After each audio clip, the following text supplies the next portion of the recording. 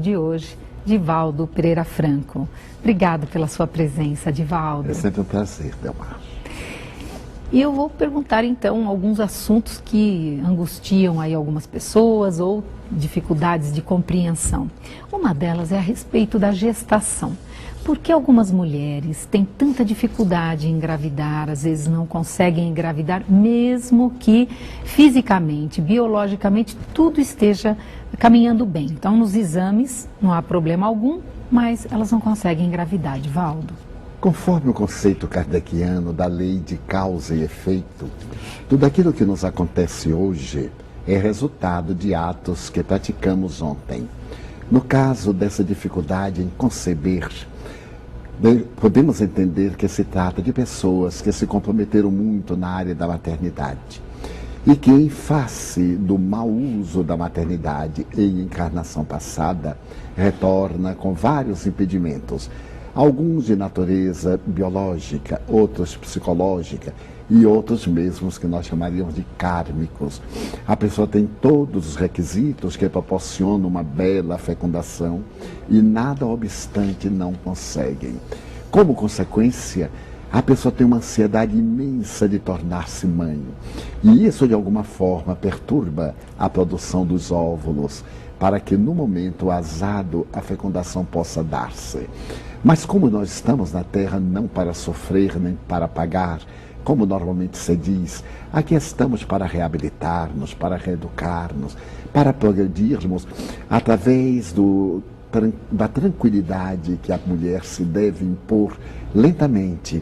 Esse karma pode ser modificado e pela insistência, recorrendo à oração, à terapia da bioenergia, muitas vezes e quase sempre o fenômeno reverte e a pessoa pode adquirir a bênção da maternidade.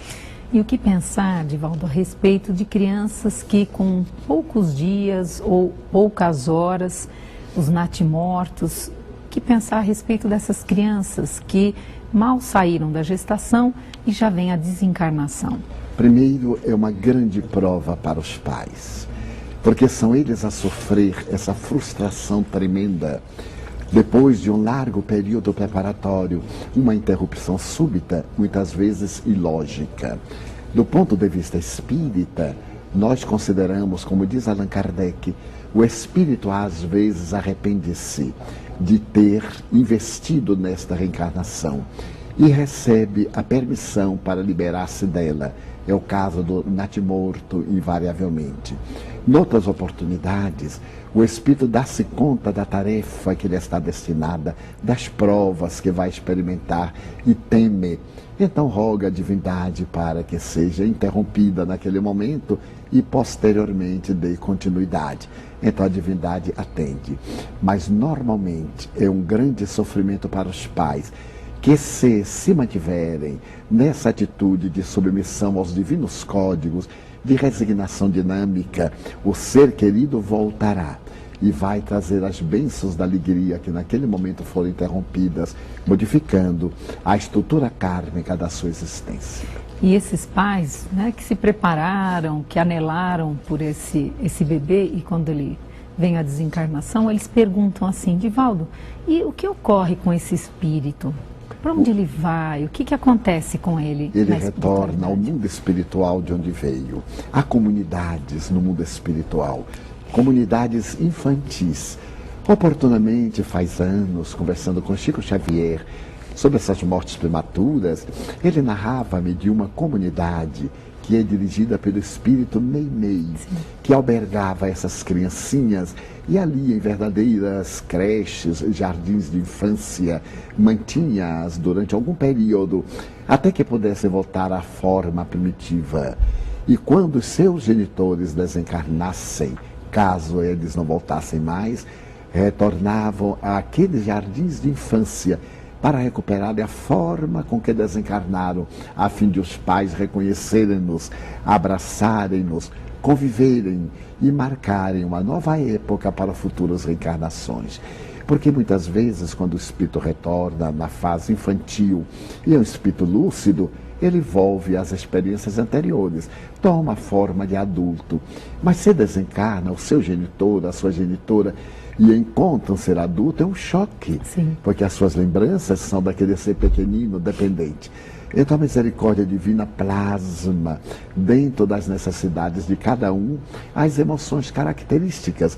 E os espíritos sofrem, no bom sentido, experimentam essas mudanças que vão proporcionar alegria àqueles pais saudosos. Quantas vezes a mãe fica o resto da vida pensando no filhinho. Sim. E ao desencarnar ela vai encontrá-lo exatamente como ele partiu naquele momento de primeira infância. E isso ela acalenta, convive até ter condições de recuperar a memória do passado e ambos voltarem às experiências anteriores nas quais assumiram o compromisso dessa reencarnação frustrada. Esse bebê ele está sendo acompanhado na espiritualidade. E carinhosamente preparado para o reencontro. Eu tenho tido experiências muito curiosas, principalmente depois que o Chico me narrou a respeito de uma cantora brasileira de muita importância na nossa vida artística, que perdeu o filhinho de maneira trágica e foi visitar o Chico. E naquele momento a criancinha apareceu e disse que ia voltar, que ela não ficasse presa àquele passado. Ele iria voltar e iria identificar um dos objetos que havia deixado. Ela recuperou-se do drama e anos após, 5, 6 anos depois, ele volta. E um dia, quando os dois desarrumavam um dos móveis, ele disse assim: mamãe, meu relógio. Era o relógio que ela havia guardado, sem dar-se conta do filhinho que tinha partido, estava lá até aquele momento. Ele identificou. Portanto, as lembranças dela estavam agora sem as marcas do conflito. Estavam com as marcas da esperança.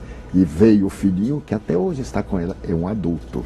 E ela continua cantando. De que maneira as pessoas podem então fazer essa transformação? Porque eu fico pensando no contrário. Imagine essa mãe que não tivesse ido buscar o Chico e ela ficasse rememorando essa perda, o falecimento do filhinho por toda uma existência. Mesmo que viesse, que ele voltasse, ela não ia reconhecê-lo. Claro, não seria o mesmo. Não seria o mesmo. E poderia, inclusive, impedir-lhe a reencarnação. Porque o trauma seria tão grande que o emocional ia perturbar a funcionalidade orgânica. Daí, quando nós nos resignamos ante os desígnios de Deus, estamos abertos à divina misericórdia que nunca termina, ocorrem as bênçãos que são prometidas aos que são fiéis, como disse Jesus. Aqueles que forem fiéis até o fim, estes gozarão da plenitude. Cabe-nos, ante os insucessos da vida, as ocorrências negativas, retirar as experiências e seguir adiante. Os Espíritos me dizem, não temos um ontem, nós temos sempre o nosso hoje. É necessário fazer o nosso hoje a dimensão do nosso amanhã. Porque essa questão do tempo, como ensinava Bergson, é terrível. Quando eu digo hoje, já é passado. É verdade. Quando eu digo amanhã, já é presente. Então, essa dimensão nós temos que colocar no plano mental, dentro do fuso horário terrestre, imaginando noutras dimensões que não estão sujeitas à imposição do Sol, como será o dia, como será o tempo. Então, é o tempo real, é o do nosso pensamento, voltado para o futuro, partindo do instante que estamos pensando na construção do amanhã. E isso alarga bem os horizontes, não é, Divaldo? E nos dá uma alegria imensa de viver. Isso. Porque nós vivemos na perspectiva de tudo de bom que nos pode acontecer. Estamos semeando. Eu digo a pessoas em dolorosas expiações, quando falam, mas eu não tenho como me libertar disso. Como não? Pense, voe pela imaginação, como dizia Sócrates. Aonde quer que vá o meu pensamento, aí vou eu. Prisioneiro está aquele que é escravo de qualquer vício, não aquele que é livre mentalmente. Que coisa maravilhosa. Verdade. Como isso nos dá vida. Divaldo, uma outra questão, muitas pessoas perguntaram aos telespectadores o seguinte: o que pensar de pessoas jovens que estão gozando de boa saúde, que são boas, essas vão à desencarnação, enquanto outros, causando problemas ou ditos maus, entre aspas, continuam entre nós. Então, esse é um questionamento que muitos fazem. E é muito lógico esse questionamento. Um dia eu perguntei a um espírito diante da mãezinha que chorava muito porque seu filho era excelente. Então eu perguntei ao espírito amigo que a acompanhava: Mas qual a razão por que ele foi? E o Espírito deu uma resposta um tanto popular, porque Deus também gosta dos bons, daqueles que estão ao seu lado. Os maus necessitam de ficar na terra para depurar-se e para servirem de pedra de tropeço para o outro, para os pais negligentes de ontem, que agora têm que carregá-los para poder reeducá-los. E aqueles que, cumprindo as suas tarefas, vieram, adornaram a vida de beleza por um momento, completaram a sua jornada, voltam à pátria, saíram da universidade, vão agora fazer pós-graduação ou doutorado em outra dimensão. A Terra é a bendita escola, mas eles precisam de evoluir e arrastarão os seres amados que lhes proporcionaram esta vitória. Por isso é muito comum a morte na sua jornada selecionar os bons e deixar os maus, para que possam expungir e depurar-se. E aí, só mais um apêndice a respeito, então, da pena de morte, não é? Quer dizer, não adianta em nada, é uma falência nossa, essa atitude, porque a pena de morte nada mais faz do que aqueles ditos maus serem... E é o fracasso da legislação humana. A sociedade, como não pôde educar, mata. É um ato de vingança covarde, porque o indivíduo que está condenado à prisão perpétua ou à morte, no caso em tópico, esse indivíduo, quando sabe que matando o indivíduo vai para a câmara de gás ou para a cadeira elétrica, ele matará outro e outro e outro, porque não tem uma pena máxima além dessa que já é máxima. E depois, como dizem os espíritos nobres, o homem não tem o direito de matar em circunstância nenhuma, razão pela qual nós, os espíritas, somos contrários ao aborto provocado, à pena de morte, à eutanásia, ao suicídio. Nós deveríamos colocar, em vez de pena de morte, pena de vida, para que o infrator resgate, em relação à sociedade, os danos que ele proporcionou, dando-lhe educandários, como deveriam ser os presídios, reeducandários, em áreas agrícolas onde pudessem produzir, preparando-os para determinadas profissões exercidas, mesmo nas penitenciárias, que os dignificassem e que pudessem ser úteis à sociedade à qual eles prejudicaram. Portanto, a pena de morte é uma das manifestações selvagens do nosso atavismo ancestral. Uma outra pergunta, Divaldo, é com relação à morte encefálica. Como a doutrina espírita entende a morte encefálica antes mesmo do seu diagnóstico clínico? Porque através da morte encefálica, o espírito que ludibriou as leis, através de um suicídio em existência anterior, ali fica imantado ao corpo, resgatando dolorosamente durante o período em que isso ocorra. No caso, muitas vezes, da morte encefálica sem a morte cerebral, nós estamos diante de uma necessidade do espírito partir inesperadamente, ou ficar às vezes preso à matéria em decomposição por um longo período, como também ocorre muitas vezes nesses largos períodos em que o paciente está morto clinicamente, no entanto não desencarna pela morte encefálica. São períodos de resgate daqueles anos que foram ludibriados através do suicídio, quando o indivíduo desejou encurtar as suas penas e ludibriou-se pensando que estava enganando as leis. A divindade dispõe de mecanismos autorreparadores para todos aqueles que são infratores da lei.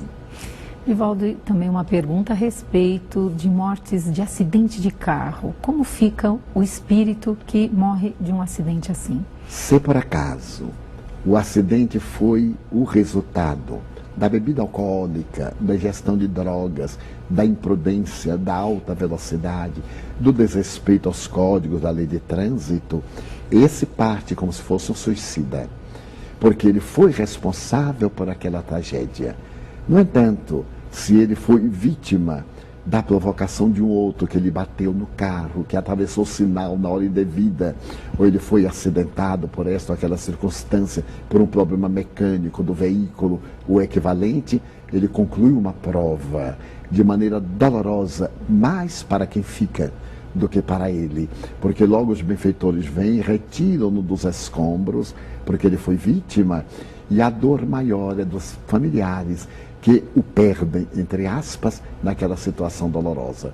Estamos sempre diante dos códigos da lei de causa e efeito. Não existem vítimas. Existem pessoas endividadas no processo da reparação. E aonde estiver o endividado, aí está a lei fazendo a cobrança.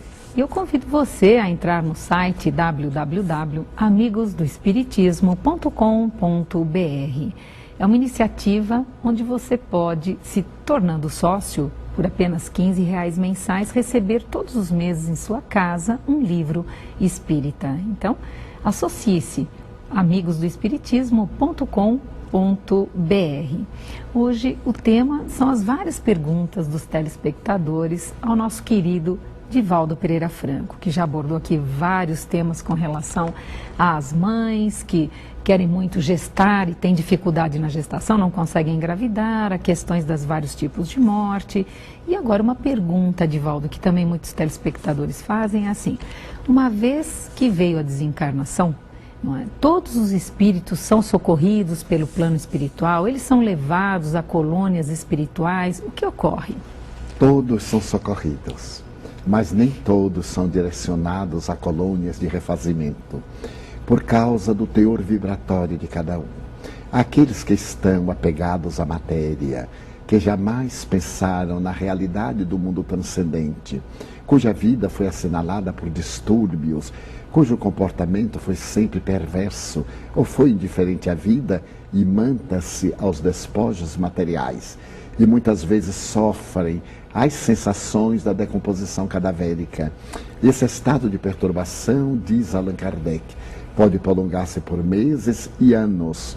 E nós temos constatado espíritos que vêm às nossas reuniões mediúnicas e que se encontram no além vinculados às doenças hospitalares, aos acidentes de que foram vítimas, como se tivessem ocorrido naquele momento, decênios depois. Mas aqueles que têm qualquer tipo de merecimento são levados a instâncias espirituais de refazimento, a colônias de socorro imediato, a verdadeiras câmaras de retificação e de progresso, porque o amor de Deus está em todas as dimensões, de acordo com a lei de mérito de cada um.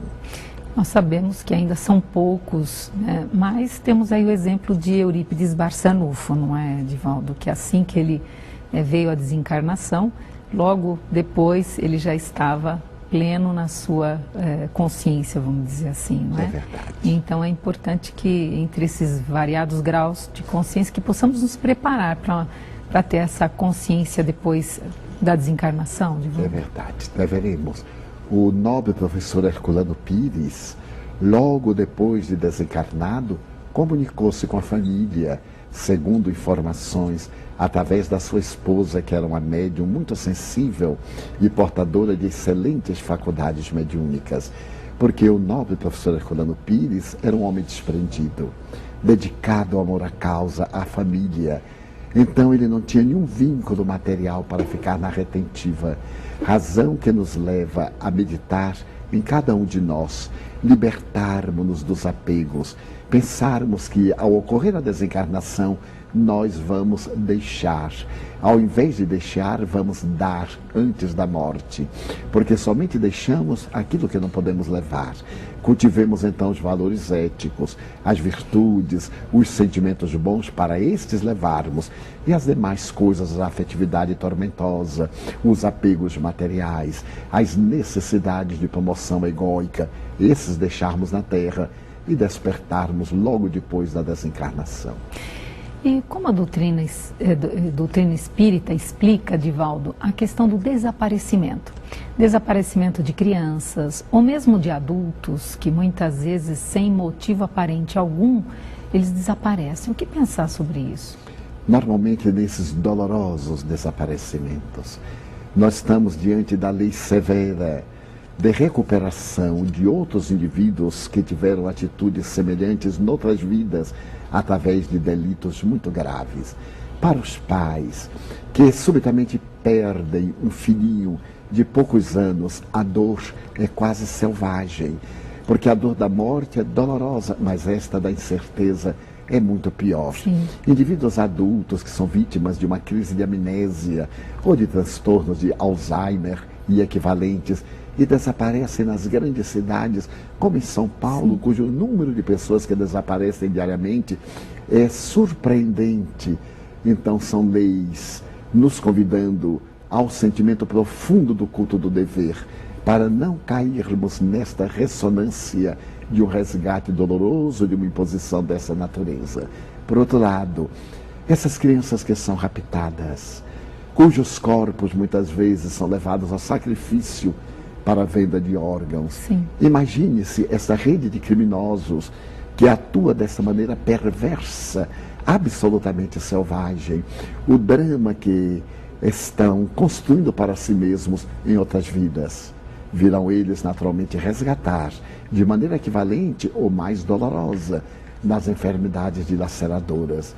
Então, todos esses que são vítimas dos desaparecimentos, ou os familiares que os veem desaparecer e não mais têm notícias, estão experienciando a lei dos efeitos da lei divina, sofrendo profundamente, mas nunca desesperando ao ponto da loucura do suicídio, porque um dia haverá o reencontro. E neste reencontro feliz apagar-se-ão todas as memórias dolorosas, quando se descobrirem as causas que geraram essa aflição desmedida. Divaldo, semanas atrás eu vi uma notícia na África, numa região da África onde os albinos são perseguidos. E justamente como você está dizendo, eles desaparecem, eles são sequestrados porque eles utilizam partes do corpo, é como se fosse um amuleto para alguns, enfim. Como se pode entender esse contexto ainda nos dias de hoje, Divaldo? São os espíritos primários. Sim. Que ainda se encontram na Terra. Neste momento da grande transição, sim, os benfeitores dizem que as regiões dolorosas que retiveram aquelas tribos bárbaras selvagens, sim, para que não perturbassem o progresso intelecto-moral do planeta terrestre, agora estão liberados. Sim. Eles voltam e vão para essas regiões primitivas, onde prosseguem no seu culto ancestral da antropofagia, dos feticismos e de equivalentes, e aparecem também na chamada sociedade, para poder chamar-nos a atenção para essa faixa de primarismo, como nós vemos os violentos urbanos, que depois de atacar o indivíduo, de tomar dos bens, atiram com certo prazer, um mórbido prazer, que realizam estupros diante dos familiares, além do ato ignóbil, destrói a alma daquelas vítimas. São espíritos absolutamente destituídos de sensibilidade, na faixa quase que apenas animal, tendo a sua chance. Esses espíritos, na nova era, não mais se reencarnarão. Irão para regiões inferiores de outros planetas no seu processo de evolução, qual aconteceu com a Terra oportunamente, quando para aqui vieram os espíritos de outra dimensão, no caso capelinos, ou pouco importa de onde. Hoje, as chamadas crianças índigo, que não se deve denominar como criança índigo, e que alguns dizem que são espíritos evoluídos em absoluto, são apenas espíritos de outra dimensão, que vêm com um grande desenvolvimento intelectual, mas vêm rebeldes, criminosos seriais, portadores de agressividade, porque são ainda primitivos do ponto de vista moral, e vêm precipitar o desenvolvimento ético-moral do nosso planeta, chamando-nos a atenção para a valorização do bem. Já que você ampliou e colocou algo mais coletivo, eu estive presente na sua última apresentação em Santo André, na creche Amélia Rodrigues, e você falou a respeito, já que o tema também está dentro da desencarnação, uma questão coletiva. Existe um medo coletivo da morte, Divaldo? Existe. O medo é possivelmente a nossa emoção mais antiga, emoção primária. E Miriam Lopes, nos Quatro Gigantes da Alma, abordando a questão do medo, sim, ele fala também desse medo coletivo que enlouquece a multidão e leva ao desvario. Mas eu me recordo de uma lenda muito curiosa, uma lenda oriental. O prefeito da cidade soube que viu uma epidemia, mas que ele tinha o direito de sair com alguns dos seus ministros. E quando ele estava de saída da cidade, ele encontrou a porta de chegada à epidemia, que se fazia acompanhar da morte. Então ela pediu licença para entrar nos seus domínios e realizar a sua missão. O prefeito disse, muito bem, eu lhe permito sim, mas por favor, poupe o meu povo. Eu lhe peço que mate apenas 1000. A epidemia pensou e disse, eu farei isto. Farei, eu atenderei o Senhor. Veio, instalou-se, e durante aquele período vieram as mortes. Passado o período mais grave, o prefeito voltou com seus ministros e encontrou a epidemia e a morte que se iam para os seus sítios. Então ele sabia que a epidemia não havia cumprido com o dever, porque as estatísticas diziam que haviam morrido 10.000 pessoas. Então ele reprochou a epidemia e disse, mas como? Como é que você faz uma coisa desta? Ele disse, mas não fui eu, foi a morte quem o fez. Mas como? Eu matei apenas 1000 pessoas, infectei essas 1000. As outras 9.000 morreram de medo da epidemia.